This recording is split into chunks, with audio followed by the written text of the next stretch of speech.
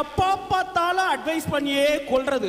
நாங்கெல்லாம் அந்த காலத்துல நடந்தே போய் படிச்சோம். உன் காலத்துல பஸ் இல்ல, நீ நடந்து போய் படிச்சிருப்ப.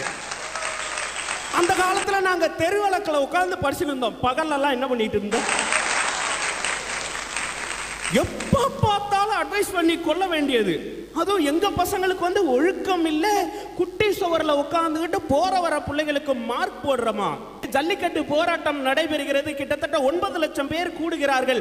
ஒட்டுமொத்த இளைஞர் கூட்டமும் அந்த மெரினாவில் கூடி இருக்கின்ற பொழுது நடுவிலே இளம் பெண்களும் அமர்ந்திருந்தார்கள். பத்திரிகையாளர்கள் அவர்களிடம் கேட்கிறார்கள், வடநாட்டிலாம் நைட்ல போற பிள்ளைங்களே கையை பிடிச்சி இழுக்கிறாங்களாமே, இந்த போராட்டம் நடந்து கொண்டு இருக்கிற பொழுது அவ்வப்பொழுது அரசாங்கம் மின்வெட்டையும் நிகழ்த்துகிறது, ஆனாலும் இத்தனை பசங்க இருக்கும்போது நீங்க எப்படிமா தைரியமா உட்கார்ந்துட்டு இருந்தீங்க அப்படின்னு அந்த பெண்களை கேட்கும் பொழுது அந்த இளம் பெண்கள் சொன்ன பதில் என்ன தெரியுமா?